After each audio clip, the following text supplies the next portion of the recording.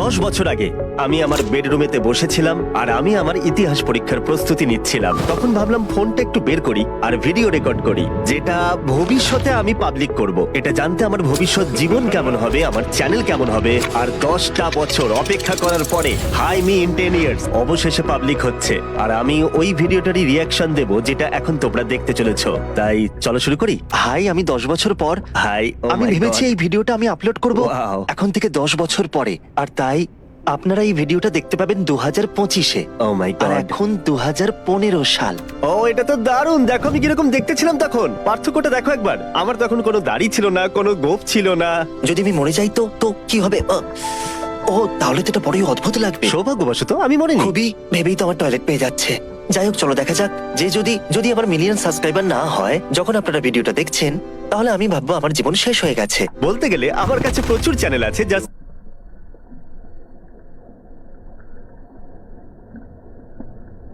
জিমিকে আরো ভালো করে শুনতে শুরু করার আগে, যেখানে 17 বছরের আগের জিমি এখানে কথা বলছে, মানে বলছি যে তখনকার অনুভূতির কথা ভেবে আমি বোঝানোর চেষ্টা করব 17 বছরের ছেলের মনে তখন কি চলছিল। তখন আমাদের কাছে এত টাকা ছিল না, মানে আমি ছিলাম তখন একটা মধ্যবিত্ত পরিবারের সন্তান। আর 2008 সালে আমরা প্রায় ব্যাংকরাপ্ট হয়ে গেছিলাম। তাই আমরা তখন সব হারিয়েছিলাম, মানে আমার বাবা মা অ্যাকচুয়ালি তখন ব্যাংকরাপ্ট হয়ে গেছিল। আর বছরের পর বছর, বছরের পর বছর, বছরের পর বছর প্রচুর কষ্ট করেছিলাম, কিন্তু কেউ ভিডিও দেখতো না। আমার স্কুলের সবাই, আমার চারপাশের সবাই বলতো, জিমি তুমি ইউটিউবার হতে পারবে না, তুমি অবাস্তব স্বপ্ন দেখছো, তুমি একটা মরিচিকার পিছনে দৌড়চ্ছ, তোমাকে আসলে ফোকাস করতে হবে সেই সমস্ত জিনিসের উপর যেগুলোতে তুমি উন্নতি করবে। আর এদের কথা শুনে তখন আমার সত্যিই মনে হচ্ছিল আমি কি আমার জীবনটাকে নষ্ট করে ফেলছি, আমি কি ব্যর্থ হব, আমি কি আমার ঘরবাড়ি হারিয়ে ফেলবো, এসব কি কাজ করবে। তোমরা জানো আমার মায়ের বেশি টাকা ছিল না, আমিও চাইছিলাম না তার উপরে বেশি প্রেশার দিতে, আমি তার পাশে দাঁড়াতে চেয়েছিলাম। আর এই সমস্ত চিন্তা ভাবনা তখন আমার মাথায় যেন একটা ঝড় তুলে দিচ্ছিল যে এরপরে কি হতে চলেছে। আর এখন 10 বছর পরের জিমির মানসিকতা তোমরা দেখছো। যাই হোক, চলো এই ভিডিওটা এখন দেখা যাক।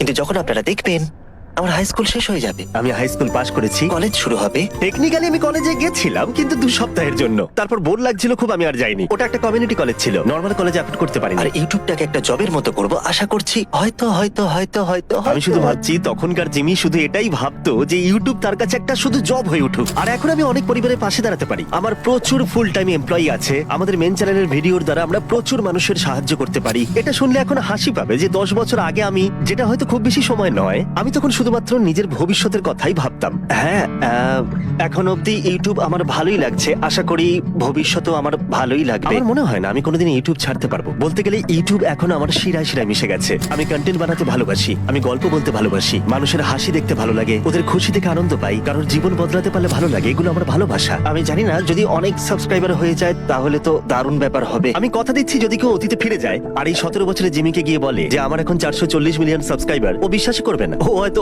হেসেই উড়িয়ে দেবে, তাই না? কারণ তখন আমি ভাবতাম পৃথিবীর সব থেকে বড় ইউটিউব চ্যানেলের সাবস্ক্রাইবার 10 মিলিয়ন হবে। আমার স্পষ্ট মনে আছে স্মশের তখন সাবস্ক্রাইবার 10 মিলিয়ন হয়েছিল, যেটা আমার কাছে তখন কল্পনার বাইরে ছিল। জানো, এটা তো একটা বিশাল সংখ্যা। আমার মনে আছে পিউডিপাই যখন 10 মিলিয়নে পৌঁছালো, আমার সবকিছুই মনে আছে। ওটাই যেন সব থেকে বড় লক্ষ্য ছিল, মানে ওদের 10 মিলিয়ন হয়ে গেছে, ওরা গেমটা জিতে গেছে, এর থেকে বড় আর কি হতে পারে। আর এখন গোটা বিশ্ব জুড়ে প্রচুর ক্রিয়েটর আছে যাদের সাবস্ক্রাইবার এখন 10 মিলিয়ন। মানে এটা ভাবতে অবাক লাগে যে এই প্ল্যাটফর্ম গত কয়েক বছরে কতটা প্রভাব ফেলেছে। এখন যখন আমি এই ভিডিওটা রেকর্ড করছি আমার 8,000 সাবস্ক্রাইবার আর 1.8 মিলিয়ন ভিউজ আছে। শুধু একবার দেখো, আর পুরনো চ্যানেলের লোগোটাও দেখো। আমি ওই টাইগারটাকে মিস করছি, একটাই সমস্যা, এটা আমার হাই স্কুল ম্যাসকটের মতো দেখতে। সত্যি বলতে এই কারণেই আমাকে লোগোটাকে চেঞ্জ করতে হয়েছে। আর তখন আমার চ্যানেলের সর্বমোট ভিউ ছিল মাত্র 18,30,631টা। শুনলে হয়তো মজা লাগবে যে এখন আপলোড করার পরে আমার মেন চ্যানেলের ভিডিওতে এটা 6 মিনিটে কমপ্লিট হয়ে যায়। আর সম্ভবত এটা না বললেও হয়, কিন্তু আমি লুকাতে চাই না। আমার জীবনে এখন স্বপ্ন আর বাস্তব দুটো এক হয়ে গেছে, আর এই সব কিছুই শুধুমাত্র তোমাদের জন্য হয়েছে, তাই আমি সত্যি অনেকটা কৃতজ্ঞ। ওই 17 বছরের ছেলেটা যদি এখন তোমাদের সাথে কথা বলতে পারতো, যারা প্রতিনিয়ত আমার ভিডিও দেখে, যারা আজকের আমিকে তৈরি করে দিয়েছে, ও হয়তো সত্যি আনন্দে কেঁদে ফেলতো আর চিরকৃতজ্ঞ থাকতো। আর অবশ্যই ওই 17 বছরের ছেলেটা তো আমি।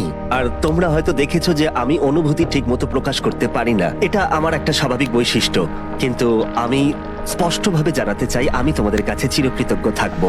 কিন্তু আমি এখানেই থেমে থাকবো না, আমি আমার সর্বশক্তি কাজে লাগিয়ে মিস্টার বিস্ট চ্যানেলের প্রত্যেকটা ভিডিওকে আরো বেশি ভালো করে তুলবো। তাই যখন আপনারা এই ভিডিওটা দেখবেন তখন কম্পেয়ার করে দেখবেন যে এখন আমার নম্বর কত।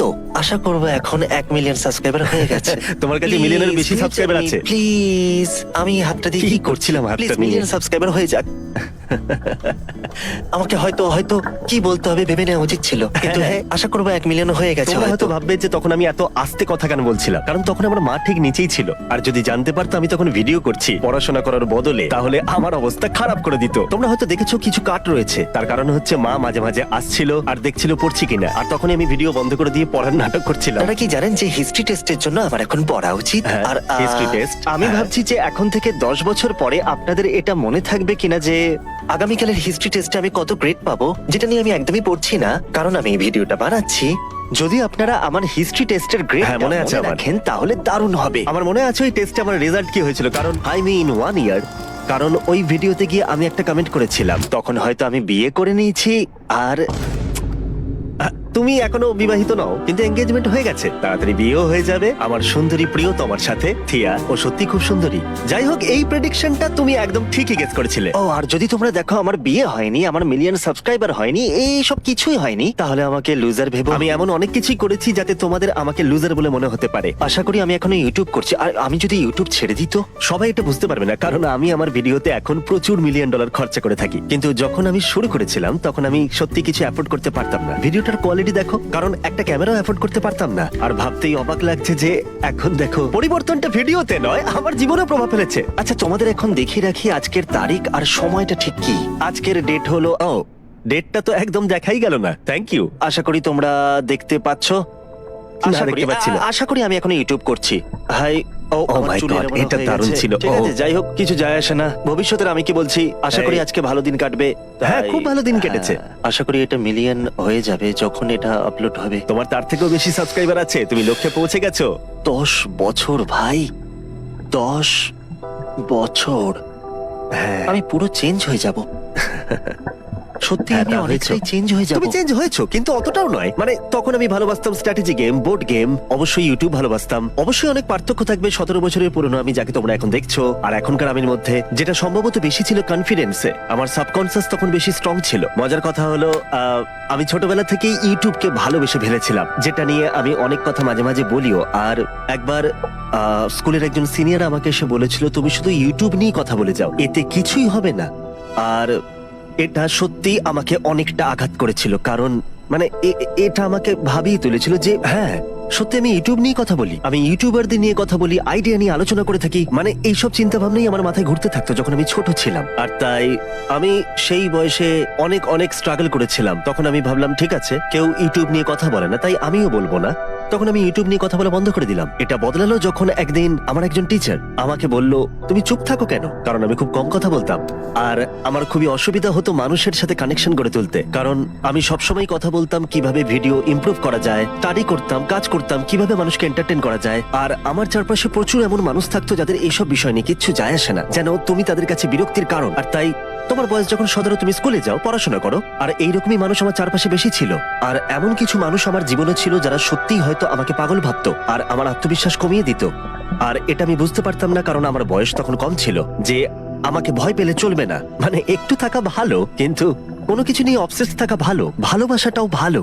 আর তাই আমি যখন স্কুল থেকে বেরোলাম তখন আমি এমন মানুষদের সাথে মিশতাম যারা কন্টেন্ট ভালোবাসতো, গল্প বলতে ভালোবাসতো, ইউটিউবার হতে চাইতো। আর তখনই সবকিছু বদলে গেল। কন্টেন্ট ক্রিয়েশন অনেক মানুষের কাছে ভালো নাই লাগতে পারে, কিন্তু ওরা তোমাকে হেও করে আর অদ্ভুতভাবে অনেক রকম নাম দেয়। কিন্তু তাতে কি, তোমাদের ওদের কথা শোনার দরকার নেই। আর এইভাবেই আমার জীবন বদলেছে। লোকের কথা শুনে আমি কোনোদিন নিজেকে বদলাইনি। ও ভাই, কি যে হবে। যাই হোক, তোমরা কি জানো আমি কি লক্ষ্য করলাম? ওই জলের জারটাকে যে কোনো কারণেই হোক আমার দারুণ লাগতো জল খেতে, তাই 1 গ্যালন জল আমি সব জায়গায় নিয়ে যেতাম। আর গোটা দিন জুড়ে আমি প্রায় 1 গ্যালন জলও খেয়ে নিতাম। তোমরা হয়তো এটা জানো না, আমার শরীরে ক্রোনস ডিজিজ আছে, যেটা মাঝে মাঝে আমাকে অসুবিধার মধ্যে ফেলে, অনেকটা ক্লান্ত করে দেয়। তোমরা হয়তো মাঝে মাঝে দেখো আমাকে ভিডিওতে, আমার এনার্জি কমে যায়। মাঝে মাঝে কেউ কেউ আমাকে বলে তোমার উদ্যম কম লাগছে। এইগুলো যখন হয় তখন সাধারণত আমার ক্রোনস আমাকে অ্যাটাক করে। আর এইসব কিছু আমি বলছি কারণ ছোটবেলায় আমি অনেকটাই খেলাধুলা করতাম, কিন্তু 15 বছর বয়সে এসে আমার ক্রোনস ডিজিজ হলো। 27 কেজি ওজন কমে গেল। আমার সবসময় বিছানায় শুয়ে থাকতে ইচ্ছে করতো। ওই সময়টা অনেকটাই অদ্ভুত সময় ছিল, যেন ঠিক আছে আমার ক্রোনস আছে, আমি খেলতে পারবো না, কিন্তু আমি জানতাম আমাকে কি করতে হবে। তাই আমার মাথার পিছনে 1 গ্যালন জল দেখতে পাচ্ছ, এটা আমি প্রত্যেক দিন শেষ করতাম। মাঝে মাঝে দিনে 2 বার আমি বাস্কেটবল প্র্যাকটিস করতে যেতাম। তারপরে এসে আমি ইউটিউব ভিডিও করতাম। আর তখন মা বলতো পড়াশোনা কর, এইসব ভিডিও করিস না। আর আমি বলতাম আমি এটাই করতে চাই, আমি ইউটিউবার হতে চাই। ঠিক আছে, পরে দেখা হচ্ছে। আর আমাকে কিন্তু দেখো, হ্যাঁ আমাকেই দেখো। আমি একটা জিনিস আপনাদেরকে দেখিয়ে রাখি, ডেটটা একবার দেখো, রাত 8:27, অক্টোবর 4th, 2015। ভাবলেই কেমন লাগছে, ঠিক যেন মনে হচ্ছে গতকালের কথা, আবার যেন মনে হচ্ছে 10,000 বছর আগের কথা। এটা দেখলেই কেমন একটা অনুভূতি হচ্ছে। টেবিলটা দেখলে তোমরা বুঝতে পারবে এটা খুবই সস্তা টেবিল ছিল, কারণ এটাই আমি কিনতে পেরেছিলাম। একটা সস্তা মনিটর কিনেছিলাম বেস্ট বাই থেকে। মাথায় অনেক স্মৃতি ভেসে আসছে। আজকের ডেট হচ্ছে অক্টোবরের 4 সত্যি তারিখ। কত স্মৃতি। হ্যাঁ, যেমনটা আমি বললাম, আজকে অক্টোবরের 4 তারিখ। ও, একটা অদ্ভুত এন্ডিং, খুব ভালো। ঠিক আছে, তখন আমি জানতাম না কি করে একটা ভিডিও শেষ করতে হয়। যাই হোক, একটা কথা বলার ছিল, একটা সত্যি কথা বলছি। ইউটিউবার হওয়ার পর থেকে অনেকটা সময় জুড়ে আমি নিজেই মাঝে মাঝে আমার অতীত জীবনের কথাটা ভুলে যেতাম। আমি সত্যিই ভুলে যেতাম যখন আমার বয়স ছিল 11, 12, 13, 14, 15 বছর, 16 বছর। বছরের পর বছর ধরে আমি প্রচুর ভিডিও বানিয়েছি, চ্যানেলের জন্য প্রচুর ঘন্টা কাজ করেছি, তাও কেউ ভিডিও দেখতো না, আমরা কিছু অ্যাফোর্ড করতে পারতাম না। আর এটা একটা লড়াই ছিল, সত্যি এটা একটা বড় লড়াই ছিল। আমি আমার কম বয়সী জিমিকে নিয়ে খুবই গর্বিত, কারণ ও কখনো হাল ছাড়েনি। আমার কাজ নিয়ে জেদ অনেকটাই বেশি, এমনকি আজকের দিনে এসেও এখনো কেউ আমার ভিডিও না দেখলেও আমি বানিয়ে যাব। আমি ইউটিউবার হবার সিদ্ধান্ত নিয়েছিলাম, আর সেটা মৃত্যু পর্যন্ত। আমার জীবনে শুধু দুটো দিকই ছিল, হয় আমি ইউটিউবার হব, না হলে আমি মরে যাব। ব্যাস এটাই। আমি সত্যি কঠিন পরিশ্রম করেছিলাম চ্যানেলটাকে আজকের অবস্থায় নিয়ে আসতে। আমি সত্যি কথা বলবো, সৌভাগ্য আমার পাশে ছিল। আর সব থেকে সৌভাগ্যের জিনিস যেটা আমি পেয়েছি সেটা হলো আমি অনেকটাই কম বয়সে এসে জীবনের লক্ষ্য খুঁজে পেয়েছিলাম। এটাই আমার জীবনের ঘটে যাওয়া সব থেকে সৌভাগ্যের জিনিস ছিল। সত্যি আমি লাকি। সেই জন্য আমি তোমাদের বলে রাখি যে এটা সত্যি কথা, স্বপ্ন পূরণের জন্য অনুকূল পরিস্থিতি সবার হাতে সমানভাবে থাকে না। তোমাকে হয়তো ফ্যামিলির জন্য উপার্জন করতে হয়, নিজেকে ঠিক রাখতে হয়, কিন্তু এই সমস্ত কাজের বাইরে যদি তোমার হাতে কোনো সময় থেকে থাকে, তাহলে নিজের ভালোবাসার কাজকেও সময় দাও। কারণ যখন তুমি ভালোবেসে কাজ করবে, সেটা তোমাকে সফলতা দেবেই। এটা দারুণ। তাই আমি জীবনের কাছে কৃতজ্ঞ। আমি তোমাদের কাছেও কৃতজ্ঞ, কারণ তোমরা আমাকে এই জায়গায় এনেছো। আমি আমার কাজকে অনেকটাই ভালোবাসি, ভালোবাসি, ভালোবাসি, সত্যি খুব ভালোবাসি। আর তাই thank you, thank you, thank you, thank you, thank you guys. আশা করবো ভালো লেগেছে এরকম রিয়াক্ট